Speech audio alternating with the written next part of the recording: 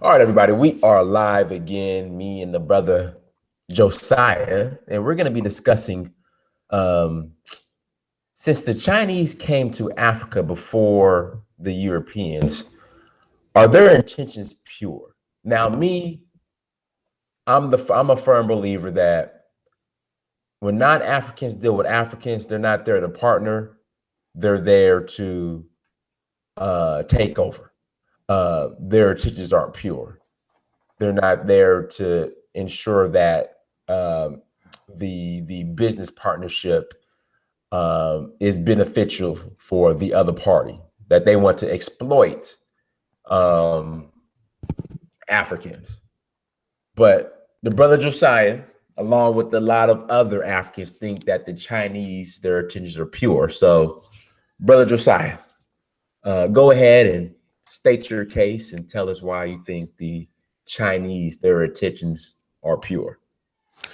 Well, I don't really think their intentions are pure, but I'll have to give you my take on it, the definition of what I think that they are trying to do. Josiah, tell everybody where you're from and background information and all that good stuff. Well, I am from Nigeria, Mm-hmm. and I don't have any control about where I was born, but I appreciate it, and I take a good advantage of the fact that I was born there, and I try to connect. And I live here in the United States. My background is being in computer engineering, IT, development, writing code, and all that kind of stuff. I've been many places. I've been to many places because of the skills that I have, and I encourage minorities just like me and the ones that I met here, my cousins, I call them, to engage in technology as much as they can, because being self-sufficient is one of the things that make you a great person. Being able to do stuff for yourself and remaining humble at all time while you do that would take you to many places. So to kill the second guessing of who I am, I have briefly explained myself to you. I hope this is good enough. That's good enough. We're good to go. So go ahead. So I am not proposing the intent of the Chinese people. I don't think that it is pure, but coming from um, a business sense, not really a business sense, but coming from interacting with other people or interacting with non-African people in doing business, we should understand that in as much as other people do business with the Africans with malicious intent, Africans do the same thing too, or African Americans do the same thing too. However, in any business practice, when you have honesty in your practice, that decides the prosperity of your business, because the word will get around and people will hear it. So the Chinese have a system. If you're a person that have read their history, they have a system where their interest is supreme at all time. They work together at all time. One person dictates what they do, and they tend to have the herd mindset. They're like a flock of sheep.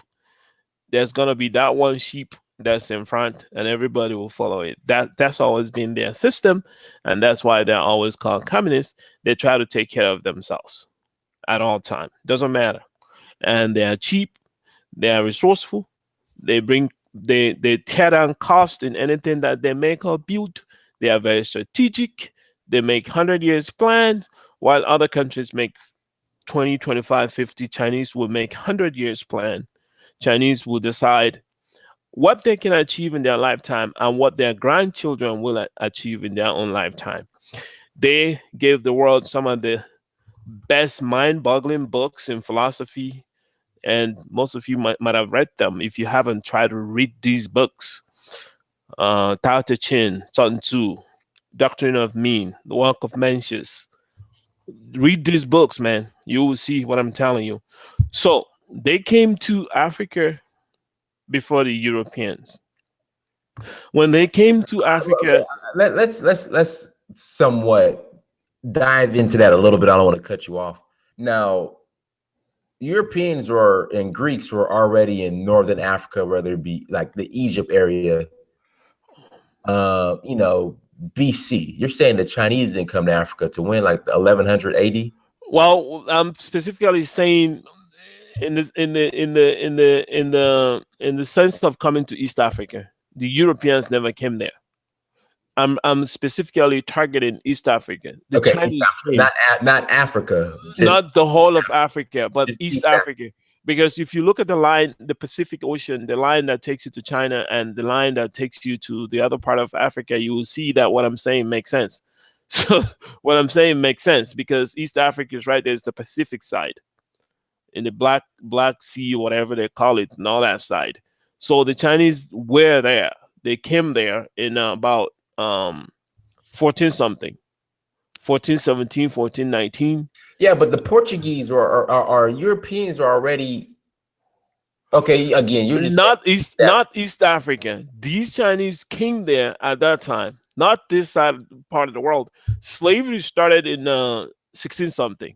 no. Well, the Arabs were already involved in the slave trade in East Africa even before the Europeans. When 16 something, isn't it? Before 16 something. When did the Europeans come to Africa to buy and trade on slavery? I mean, the Europeans were in Africa like in the 1400s. Hold on, let me I don't think so. You need to check that carefully. The Europeans came out there in 1533 when they took the Cape Verde in South Africa and commandeered the area. That's the first site of them. What they call East Indian Corporation Limited. They that's how when they came there.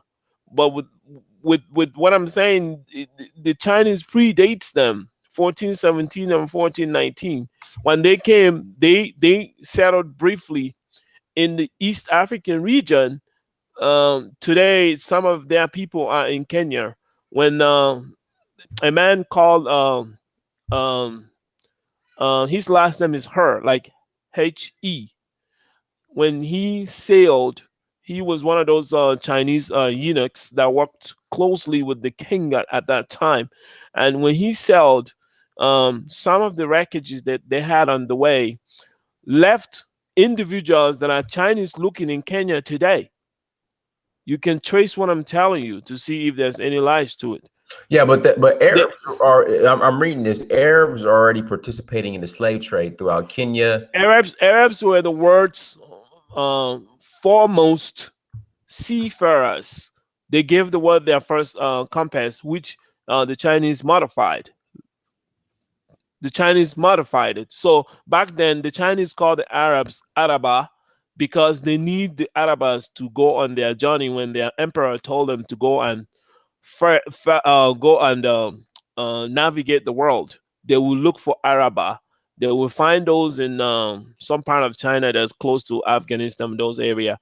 So these are facts. So the Chinese, if they are a conquering nation in the sense of colonizing people, they would have colonized Africa. Instead, they took exotic animals, traded in spices, and went back home.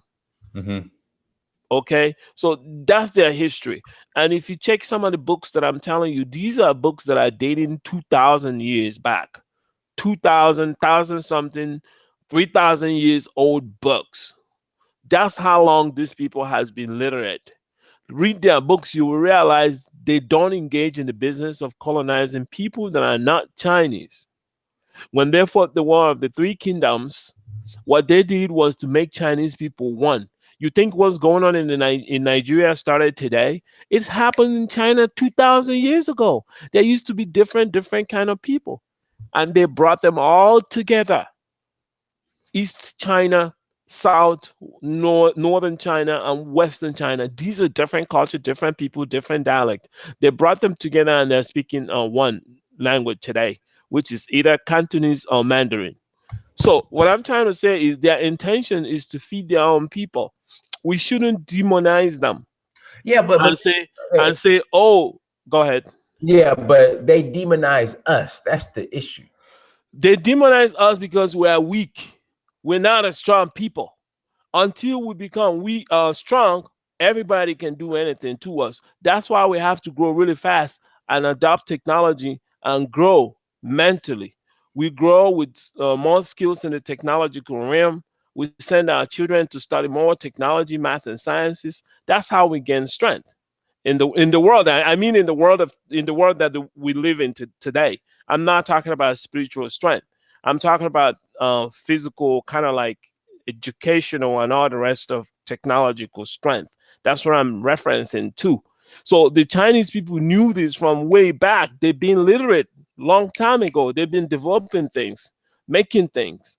Africa were making stuff, and Africans stopped after Timbuktu came down. Africa stopped. Timbuktu came down. Our record was stolen, lost. The conquerors took all of this for themselves, and they used it to develop themselves. So now is Renaissance for Africans. What we need to do is to re-educate ourselves and go back and take what we know, because we've been watching all this civilization for a long time. So we know some things about them. So what we need to do is to start making things, modifying on what they have, and putting and adding that up to indigenous technology. We cannot dismiss indigenous technology because that's stupidity. You cannot go and buy a BMW to drive in Africa. BMW wasn't designed for African roads. No. What you can do is buy the BMW, take it apart, study it, and make it drivable in the African road, because African road are not as smooth, they're not expressed as these roads over here.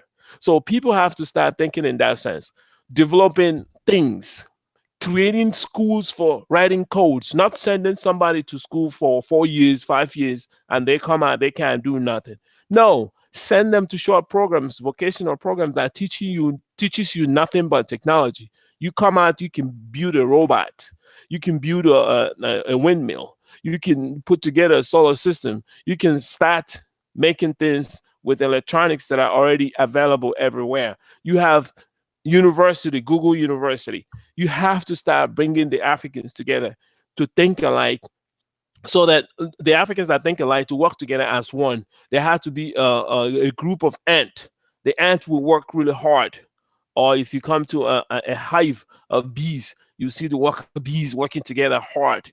Instead of the Africans or any other person of African descent using their knowledge wrongly, they should put it into resourceful means, which is a movement around the globe right now. There are many maker societies you can join.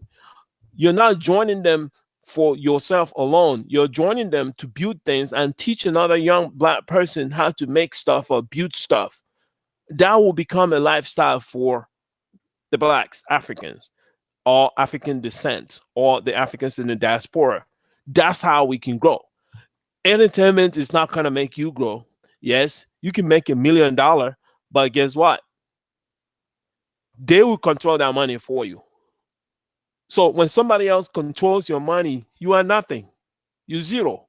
But when you have the means of controlling that money, you have the technology that controls that money, then you have the money. So that's why we're promoting that the Africans should know who the foes are and who the friends are. You should know, because you can still do business with your enemy, but there has to be a rules of engagement. If you are widely read in how to do stuff, some of these East Asian books, you will understand what I'm saying. Everybody's got a price. Your enemy needs something from you, because if your enemy has the same enemy as you can do business with them. If your enemy have the same enemy as you can do business with that one there. You know what I'm saying? So the Chinese, we can't look at them and demonize them and say, oh, they are coming for their own interest. Of course, they're going to come for their own interest. Not my interest. I can only come for African people and African descendants' interest. Anybody that looks like me, I protect. If I'm trying to hire people, the first people I hire are people that look like me. Go ahead. Bring something up. Somebody's brought it up in the chat room. It's called The Art of War. Have you read that book? I've read the book. Okay. So from reading the book, how do you think Chinese are applying those principles to deal with Africa? All I'm saying is, I don't think it's going to end well for Africans if they continue to allow China. No. Don't think like that, because Africans have brilliant minds too that have read that book. Africans too that have studied Chinese culture. Africa have brilliant minds that are studying Chinese languages and see how their words are put together, and see how the meaning come out of their spoken words. That's how to understand the people, how they think. These people are brainiacs. They don't think like you and me. They think ahead. It's even in their languages, okay? So they think they're deep thinkers. And when they want to do something, they're highly focused. When I say highly focused, they are disciplined. Their kids spend 14 hours in school, okay? They spend 14 hours in school. That's how chronic it is with them. However, Africans or African descendants like you or the rest of them, myself, we are here in the diaspora. We've seen the white folks. We've seen the yellow folks. We know how they operate. We can't be enemies with them. What we can be with them is we can do business with them. They are our neighbors. But the bottom line is we have to take care of what is ours. You have to trust, but you must verify. So when it comes to the Chinese, the art of war, the way they're applying the art of war clearly states you don't operate unless the heavens are with you. What does it mean? The heavens being with you is the elements, okay? All the elements, natural elements have to align, okay?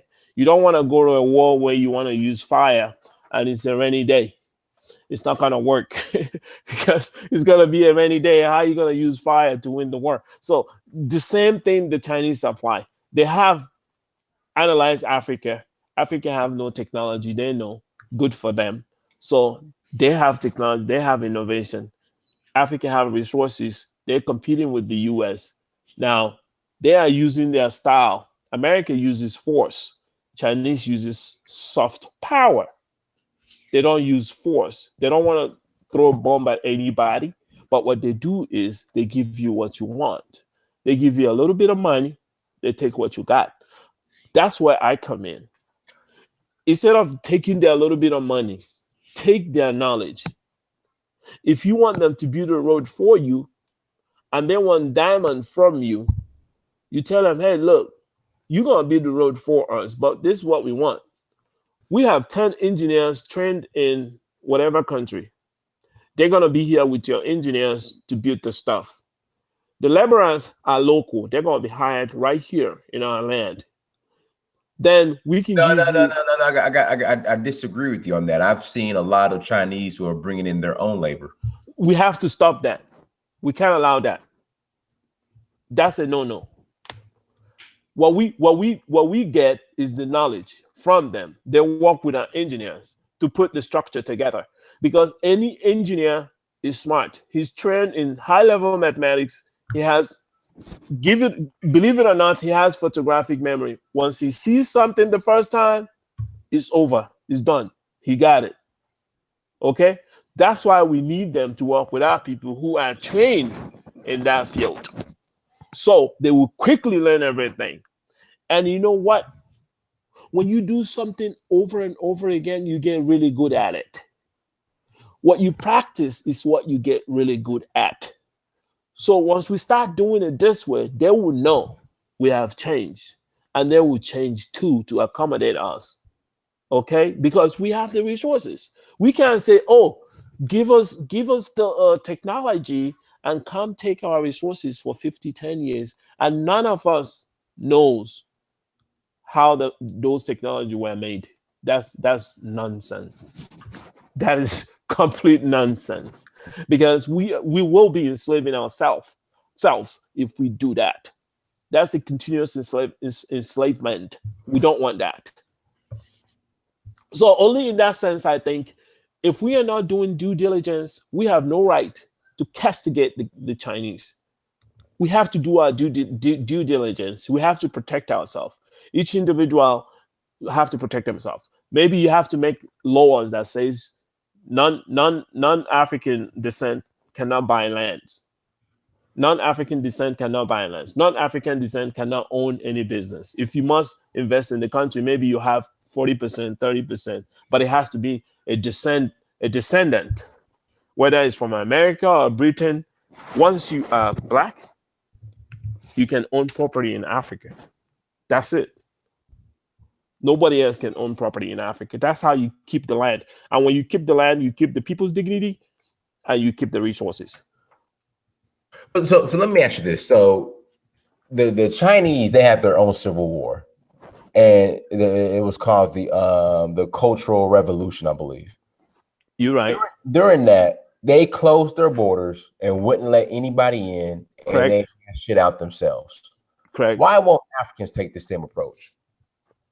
All right. The African situation is different. And Africans are resilient, but not the kind of resilience that the Chinese have, in the sense that the Chinese will follow a leader. But the Africans hardly have a good leader. And whenever they have a good leader, that leader get assassinated. We got to stop using that excuse, man. We got to. It's not an excuse. You gotta understand there's a heavy hand somewhere. The oppressor has got heavy hand. The oppressor's engine on the fossil fuel and the natural resources that come from this land.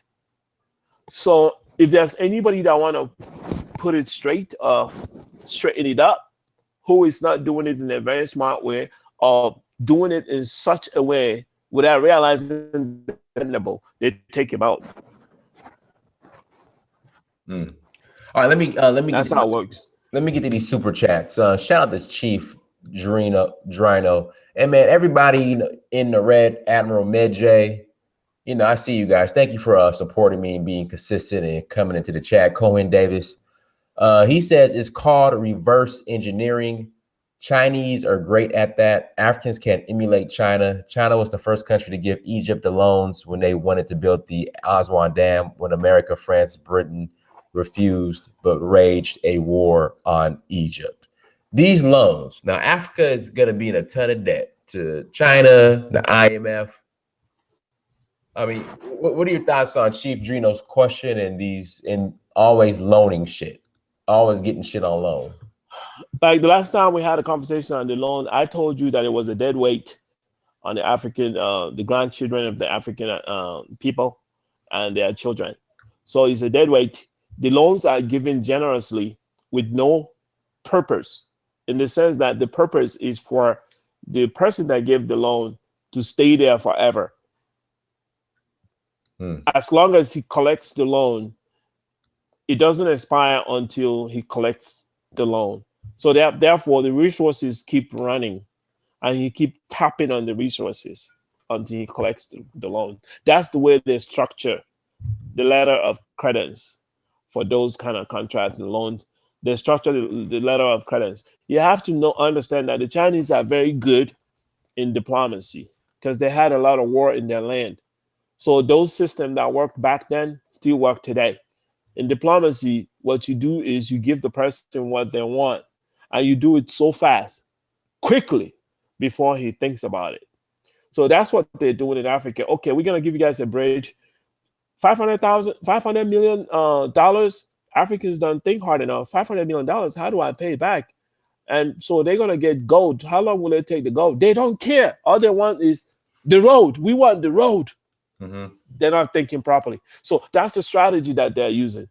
Oh, Americans are not giving you the money. We're gonna give you guys the money. So they're playing the game so well. Okay, but what the African people are supposed to be doing is making it hard for them. In the process of making it hard for them, they will get frustrated.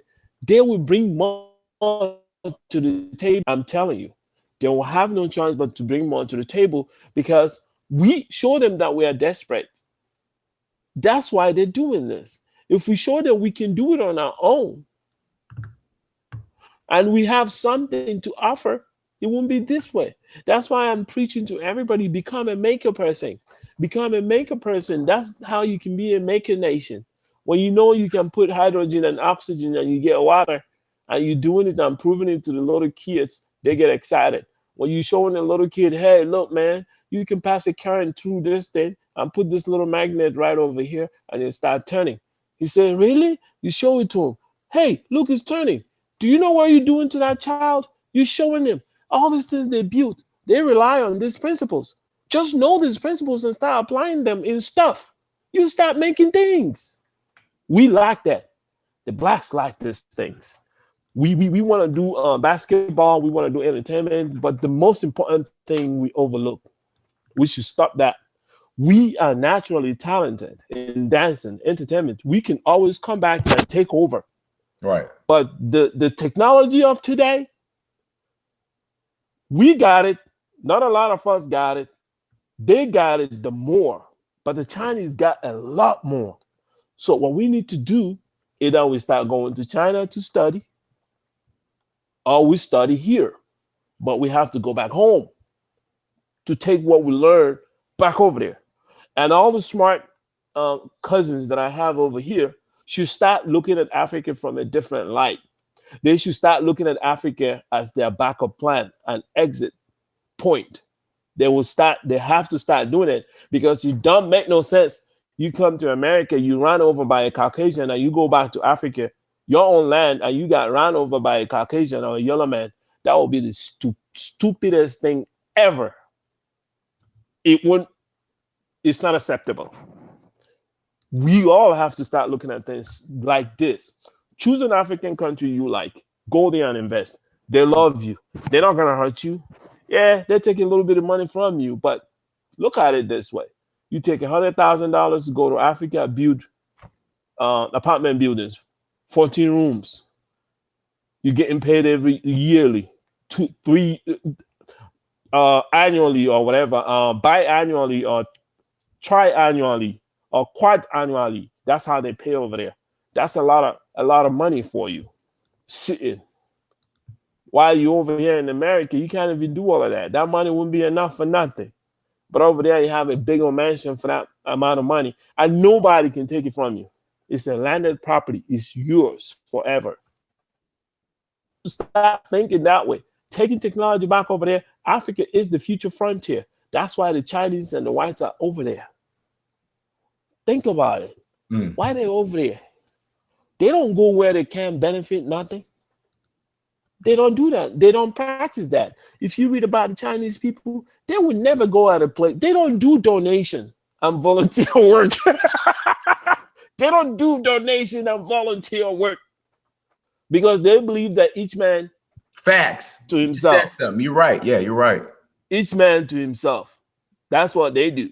So the Chinese are in their new normal. What it means is they have achieved majority of the stuff they plan to achieve in a 20 years period of time. They're in their new normal. The economy is stable right now.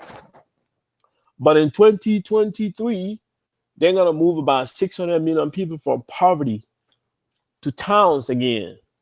And that simply means they're going to move away from manufacturing to service-oriented country, trying to become like America.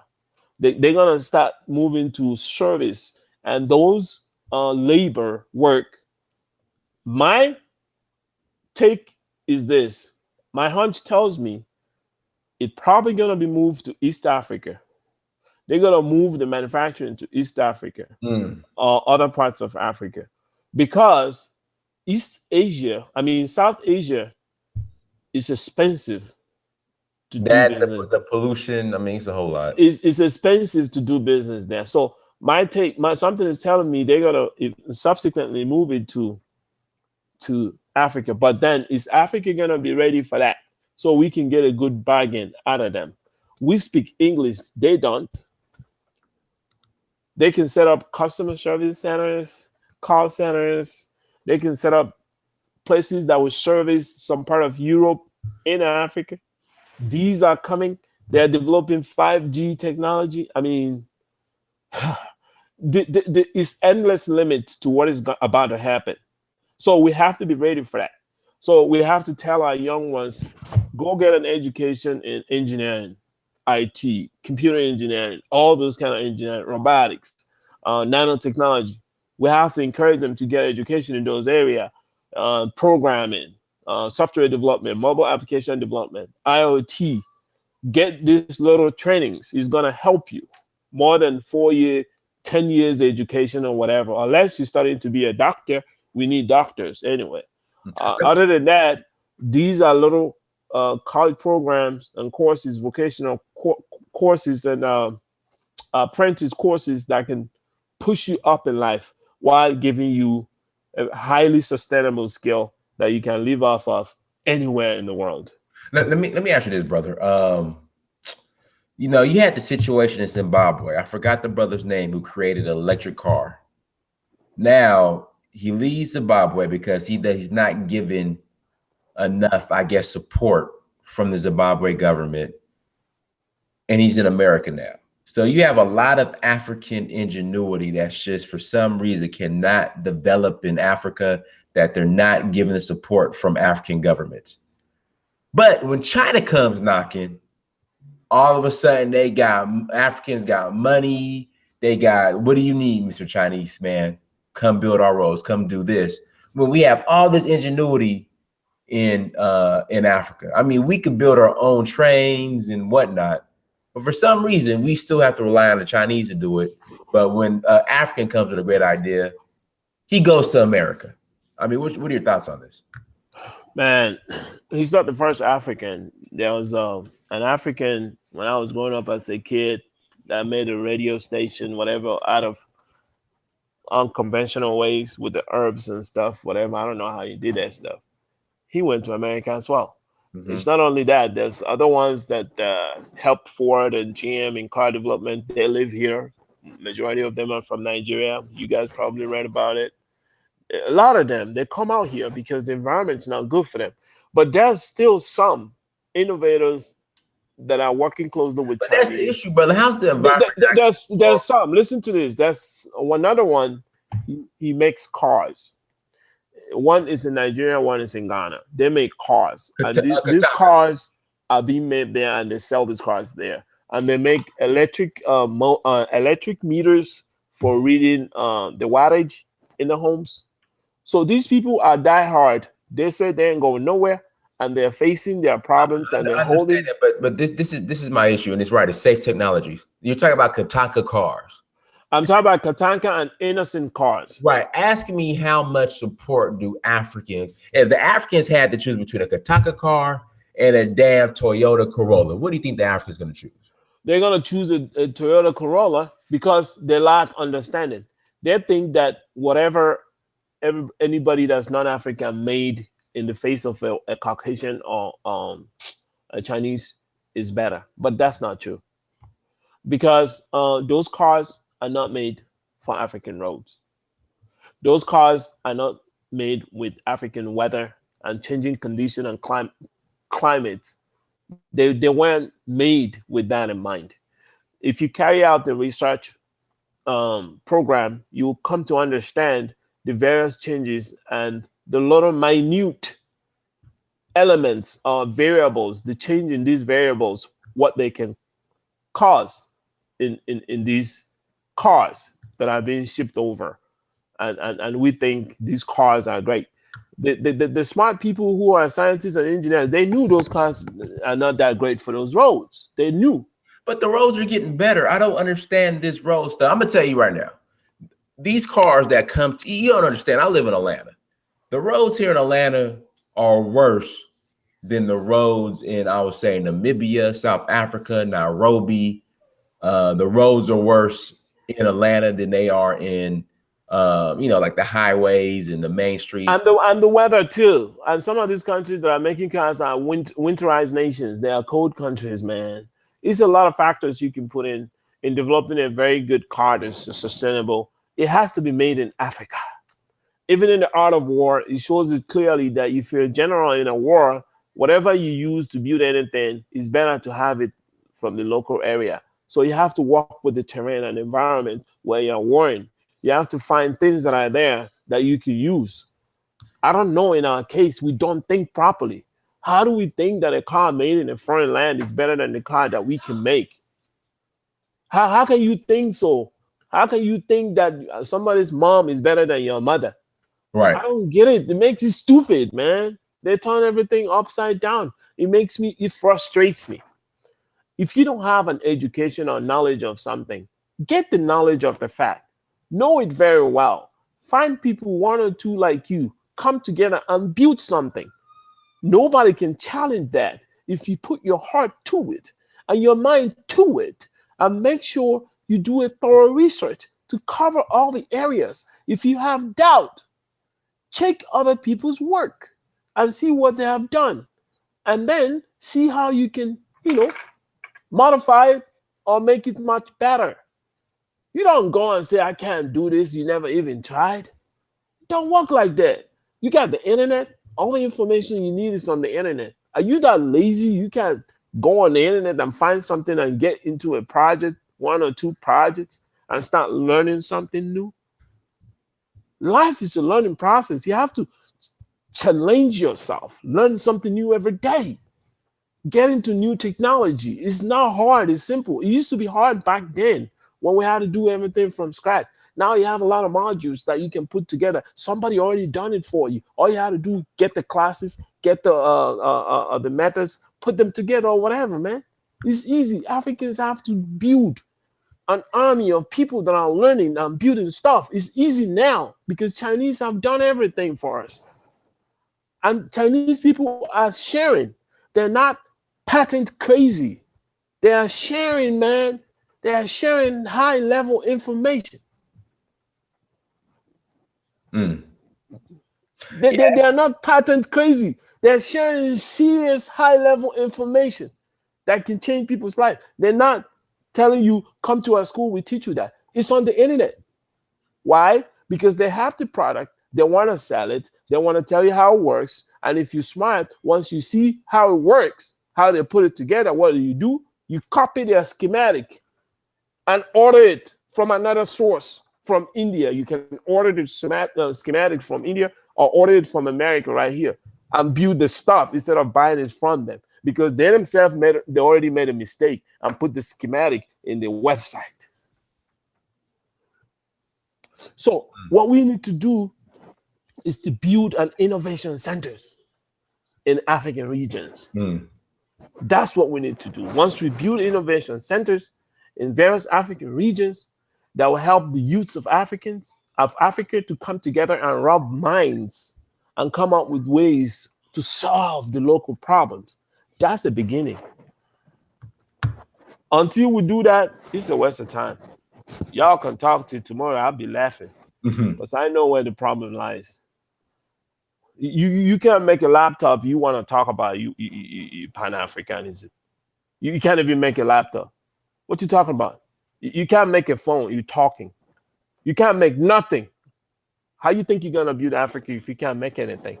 That's why Ethiopia is investing so much in technology, because they know what it takes. Ethiopia, Rwanda, these are African countries that are investing so much. South Africa, they have state-of-the-art research centers. Ghana is trying. They have a good medical lab and all of that. So all the African countries should start doing it. If they don't have money, they can look into other alternative means of raising funds, like Winnie Baba talked about. So we can find a way to make it more, use technology to leverage it. That way, it becomes a gift that gives gift. It becomes a gift that gives gift. So people won't be worried of giving, because they already know what the money is going to be used for. And at the end of the day, they're going to benefit from it. Not only that, they're going to benefit the fact that their kids will take part in those institutions that will be established. And at the same time, the money can become doubled or tripled or whatever money that they donated. We see an increment to whatever interest there is for them based on the amount of money that was raised. And all this could be done in a transparent way to help, instead of relying on loans. you can do it this way to generate the funds that will be targeting specialized institutions to grow specialized people for a specialized area in technology. Hey, real quick. So a couple questions. Shout out to Chief Drino for the super chat again. Let me ask Matt. No, in fact, Chief Drino, let me ask your question first. Since you super chatted, there are 1 million Chinese living in Ghana. No way. There's not 1 million Chinese living in Ghana. You sure about that? No way. The Chinese are in Africa to stay, not make Africa the hold on. The Chinese are in Africa to stay and make Africa their home. Their top scientists are saying the Chinese are Africans through DNA. You know what? I did see that. But you know damn well the majority of Chinese aren't going to accept that, and we're pissed off about that. I did see that. I did read that article. Africa would be their best ally when global power switches. This is why China is in Africa primarily. I agree with you. That's the same thing I've been preaching to you. That the Chinese are in loggerhead with the power that is.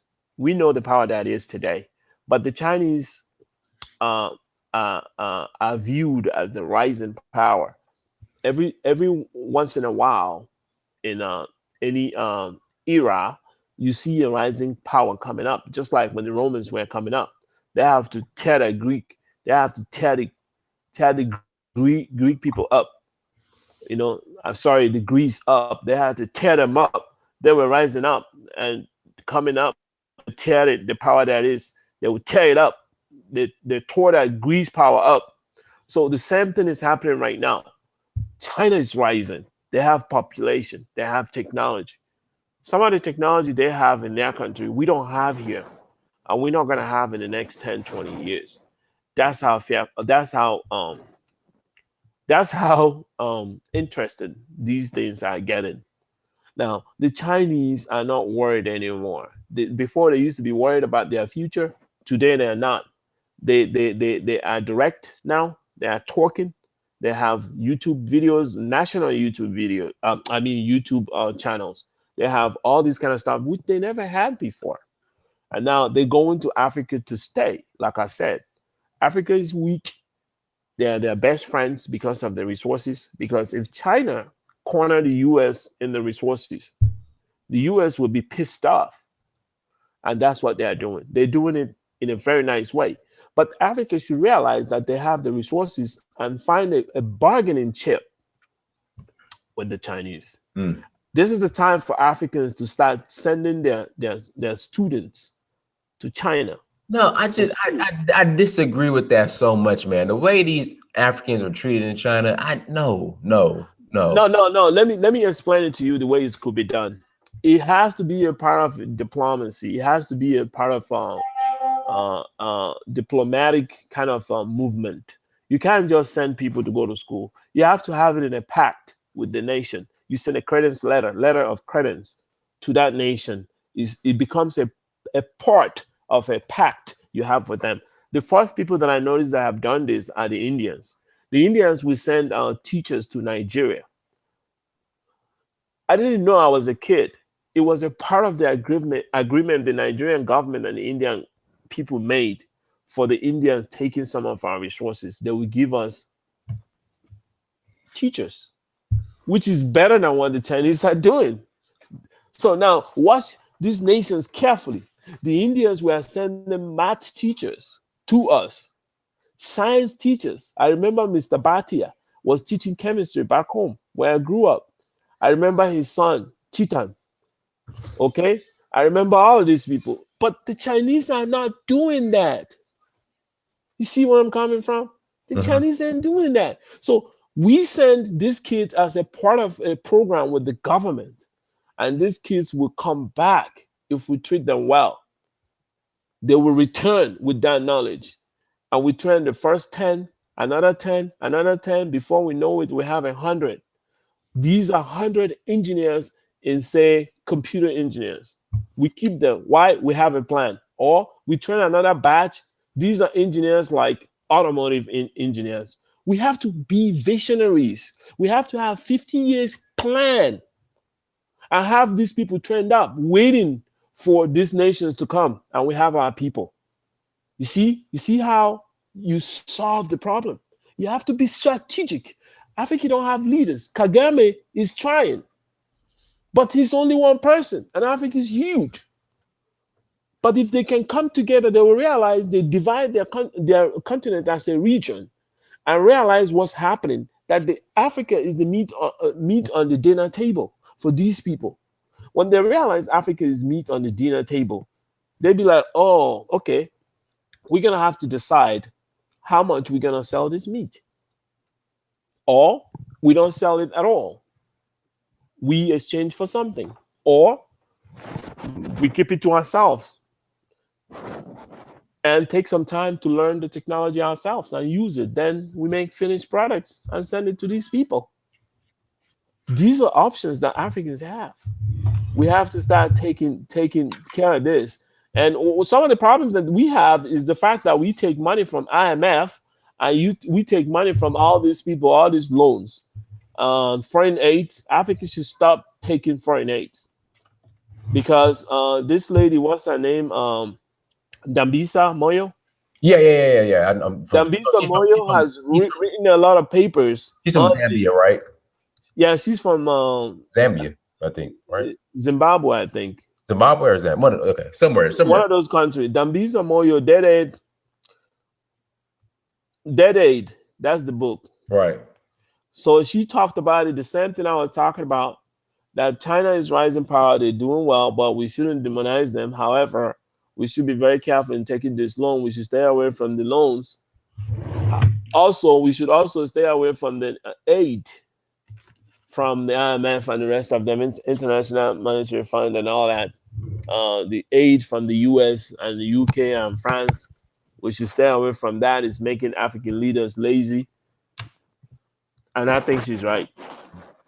Real quick, Chief Drino, do me a favor, since you've been super chatting, send me an email with your home address. Search for who@gmail.com. Email me your home address and let me know which postcard you want. If you want me, upside down, my bad. The one with me, with the King of Alada, or with the Shanti Royal Guard. So send me an email. Let me know which one you want for super chatting. I appreciate that. In the red, I still got to get you yours as well. Medicine says, all right, so China's been accused of hiding surveillance, instruments in the African Union building that they built in Ethiopia, in Addis Ababa.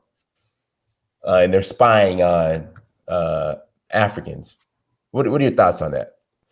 Oh, that's a normal practice in the world that we live in. We should know that Africans should have known better that they shouldn't allow the Chinese to build those without their own engineers. Even if they did, they have to find a countermeasure in sniffing out whatever mold that they have put in the computers and laptops. First of all, you don't take laptops from a superpower or somebody that's higher than you in that sense to put in AU headquarters. You don't do that. You buy your own laptop from a reputable country, or you find another clandestine source of furnishing that place with the laptops or computers with nobody knowing where it's actually going. There's a lot of measures of decoy, but because people are negligent, not realizing the world that we live in, that this world is a world where the wolf will eat the lamb. Now, guys, get the likes up. Please hit that like button. Is where the wolf will eat the lamb. Is where the lion will eat the goat and the sheep and whatever. So the stronger ones will eat you alive. That's how it works. Okay? So Africans should have known that. For the fact that they don't know that, they haven't mastered the skills needed to thrive in a world like this. They probably have great minds in various places, but they're not attracting them to return home. They're not doing well. They're not attracting them to return home to contribute. My cousins over here are very brilliant. They know how it works. Most of them have gone to the Air Force, CIA, engineers, scientists, that have various kind of clearance, Africa have to find a way to attract them to return. That's when they can see a rise, because you cannot get into a clique or class of people you don't know how they operate. It doesn't make any sense. You want to play a level playing field in a global scale, you have to know the necessary skills. First, you have to have the resources, human, natural. You have to have money. You have to make your things. You can't rely on other people. You only have to rely on yourself. That's how you do it. You can't rely on nobody. If it takes you forever to achieve your technology like North Korea, do it. Well, the minute you rely on somebody else, you're not a sovereign. You are owned. You become somebody's part of the meal. So these are some of the stuff we have to start understanding. It's not a joke, it's serious stuff. So it starts from our various homes. We have to teach our kids math and sciences. Hey, look, this is the magic in this world. Math, science, know it very well. It's not necessarily getting a paper degree. You have to know this very well. You teach them, make things, build stuff, show them projects. That's do-it-yourself project that's online. You can buy from stores and start with your kids and teaching them these things and inspire them when they are young. So when they come of age, they will be, it will be easy. It will be a simple nudge in the right direction. You know, I keep talking about these things. You have to be a machination to liberate yourself. I'm not joking about it because I know it's true. Yeah, it did for me. It could do for many other people. Once you become a maker, people know you make things by yourself. It changes a lot of stuff for you. See what else in the we got in the chat room. Shout out to Innovet for the super chat. Thank you so much. She says, great guest, Dinus, making some good points. Reynold Cherry. Reynold, make sure you guys email me your addresses so I can send you a postcard. Search for who@gmail.com. I send them, they go global, worldwide, wherever you live. Antarctica, I send them there. Great chat, thinking high level and adopting, innovating with technology equals win.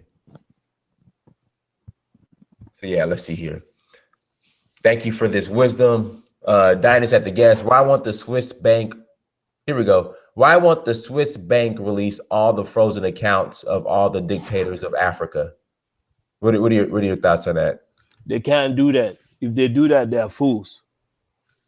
The Sun Tzu, the Art of War says, if your enemy opens the door, you must rush in. That's how it works. They gave him the money, and they knew where the money came from. They have to take them. It's good for them. They have the upper hand. The game is for the winner. The loser have nothing better to do but to go 6 feet under the ground. Sorry, that's how it works. They gave them the money, they took it. If they want to make themselves look good, they give you a little bit. When they give you a little bit, don't forget, they need something. They come in for something. That's how it's always worked in the world. When you want to fight a nation, you first of all you prepare a diplomatic pact. Once you prepare a diplomatic pact, you're waiting for them to break it, and then you move it. That's how it works.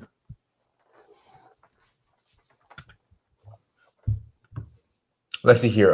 Shout out to Wold Maya in the chat room.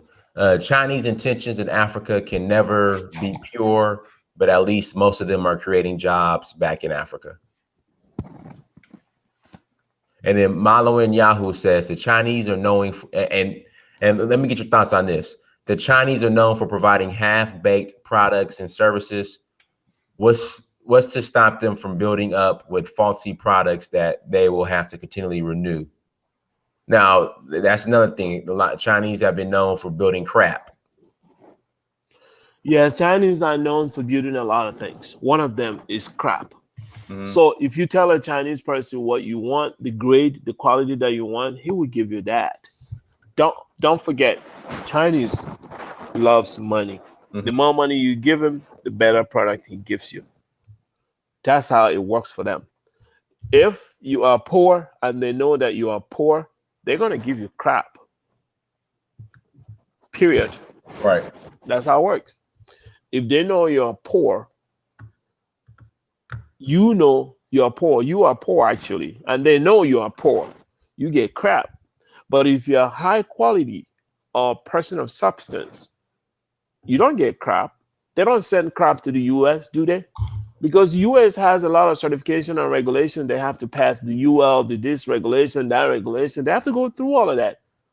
How many does Africa have? Zilch. So what do Africa get? Crap. All right, perfect. All right, everybody. What we'll do, we'll go ahead and close out. Is there anything else you'd like to share in closing? Everybody, thank you so much for joining us. Make sure you guys like, make sure you guys share the video. Really appreciate the support. Make sure you guys go to searchforhuru.com, dynastymirror.com, africapersonified.africa, amazon.com, search your name, Dynasty Mirror, please buy a book. Also go to Search for Huru on Instagram, Snapchat, Twitter, and Facebook. Also go to Africa Personified on those same platforms. All right, go ahead and close out, and also give everybody your contact information if you want them to reach out to you.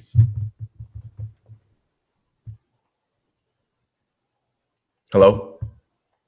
Okay, to close out, I just have to add that having shared the knowledge with all of you guys, I'm not exceptional or anything. I do study my environment. I study how the world is moving, the scene of the world. I study it very carefully, and I watch to see how the power shifts. And I know what it means to me. I always have to connect with what it means for our people. So China is rising. What does it mean for our people? Oh, yeah, our people could also rise because Chinese are sharing information more than the other folks. And they have speed, they have resources, and they are very strategic. We can learn these from them.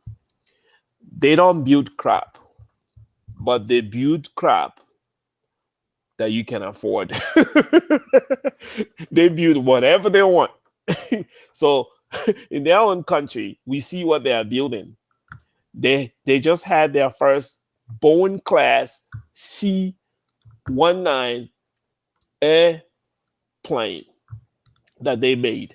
That's not crap. Anybody that knows technology knows that's not a crap. Something more than 20 tons to get up in the sky. That can never be crap. And the trains that they are building, which they are bringing up here to Boston, Massachusetts, it can never be crap. If it's crap, America won't accept it. So basically what I'm saying is there's a lot of stuff we can learn from them, just like we are learning here in the United States, and we knew how it turned out for us and the Caucasians. We don't have bad we don't have bad blood, really bad feelings, misgivings of the fact that we have become, we've always remained on the losing end when it comes to our people and the Caucasians. However, we have a second chance with the Chinese. Chinese has the same technology that the Caucasians have. So how are we going to bargain and get this from them the best way possible without them depleting our resources and leaving our place, our land, in bankruptcy? So to close, we have to watch them carefully and see what they're doing around the globe. Take what works for us or what we think could possibly work for us.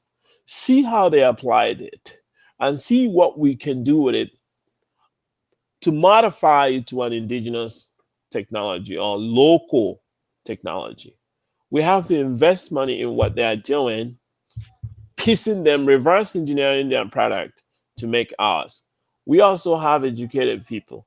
We should try to come together and put away our differences so that we can achieve something for our children, if not for ourselves. The Chinese have their program, the Yitai Ilu initiative. They want to build a road that goes around the globe. They're actually halfway through it. They're doing a great job. They have already built the road from South Africa to Egypt. I don't know if they've finished it. They're trying to do another one from is this Senegal to East Africa, Eritrea. Oh wow. They're doing another one. That's why America was trying to move their soldiers to Ghana. And if you're smart, you know, if America moved their soldiers to Ghana, they probably have another one in Somalia or somewhere there. And then if they're trying to move, if China is trying to go from south to north, America is going to try to put another one somewhere in the southern region of Africa, and then put another one in northern region. Because the way they look at it is these are military channels to move soldiers. That's the way they're looking at all this stuff. So every other smart person should look at it that way too. So Africa now would think, are these people gonna build this road for us for free and they won't protect it? What's up with this? A smart person would say, yeah, they're making this investment not for nothing. They will have to protect it too. So what do? That's what we should be thinking. That's what we should be thinking. So we should be thinking like that. You see, we should rally ourselves up, find a way to generate resources, like our Winnie Baba said. $1. How did he say it again? $1 program. $1 program. Yes, we can use technology to raise that fund and use the fund from that program to build innovation centers in specific African regions. That's over 30 million Africans in the diaspora, over 30 million Africans in diaspora. If they all pay make $10, that's $300 million. It's not a joke. That's a lot of money. That's a lot of money, okay? And that's only $10. So all these 30 million, they can contribute $100 if they want to. That's $3 billion. That's how you build your country or your home. That's how you build it. You build with your money. Nobody's gonna build for you. It's not for free. If they build it for you, it's theirs, partly theirs. You see, we have the technology. The technology is good for us because we don't have infrastructure. We're not starting all over. America cannot adopt all this newer, powerful, disruptive technology because of their huge investment already. They're not going to tear down their systems and start over. Impossible. But Africa has the opportunity. That's the sweet part. That's why every cousin of mine here should start thinking Africa. There's nothing out here left for you. The market is not here. The market is in the emerging locations of the world. They have the most population. The youthful ages are there. That's where you should be heading to. Looking at. If you don't want to live there, travel back and forth. This is how I'm gonna close it. So they say a whisper is enough for the wise. Whispering, when you whisper, that's enough for the wise. They understand. So that's how I'm gonna close it. He that is reading, let him read in between lines and think over it very carefully. That's how I think we should end, so we can think about what we are doing. All right, brother. With that being said, man, I appreciate you coming on. Everybody loved the stream. And please don't be a stranger. Whenever you're ready to come back on, please let me know. You know, you're always welcome. No problem. So we're about to launch something. Oh, go ahead. Probably I didn't want to say it, but I just wanted to say it just to get people ready for it when the time comes.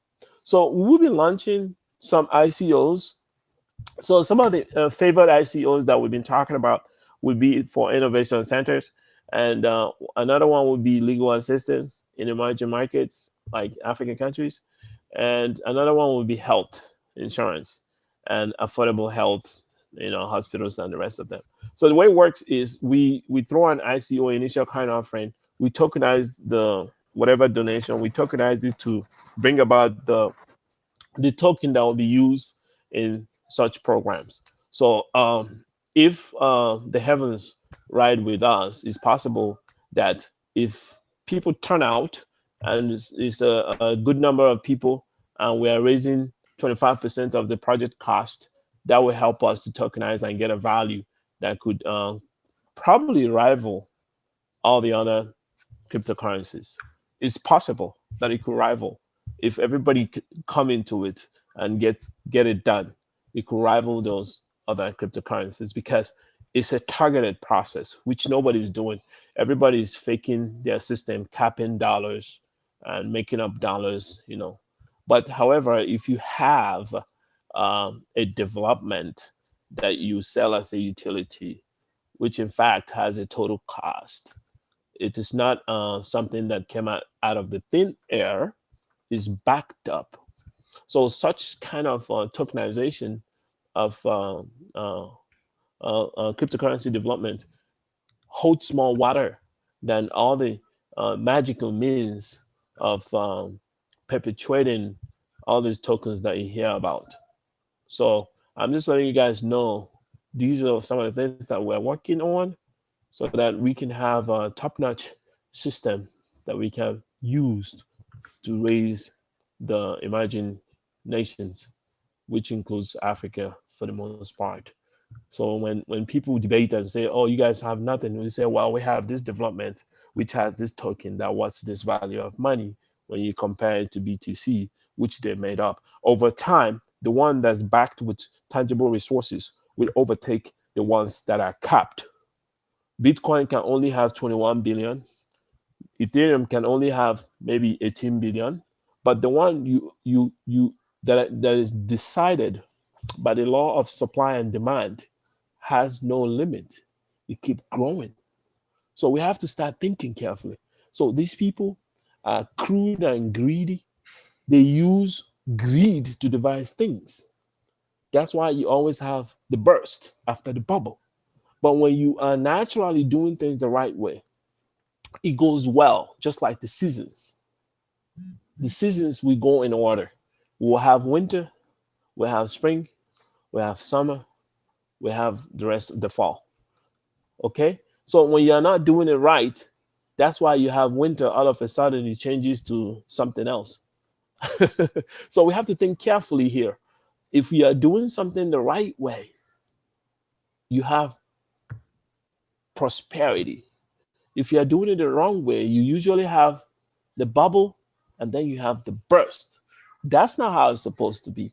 The law of supply and demand is supposed to predict the cost of things in the market. You see? So I keep trying to discuss this with our people, but I know it's a difficult subject to talk about because of trust issues. But we have developed a program where you don't have to trust anybody to be guaranteed of your funds or whatever you put in. And nobody affects your fund. You can pull your fund back out anytime you want. That's the technology that we have. Okay. We don't talk much about it because we want to be quiet about it, basically. So the only reason we talked about it is because we have the zeal to encourage other people to look into alternatives of building Africa. The alternative of building Africa is the Africans and the rest of the world who wants to make money. The alternative is for them to build it. The Chinese ain't gonna build your place for you. If they do, it's not gonna be for free. And you don't want to share your home with other people. At least you gotta have a bargaining chip to say, hey, look, we have this.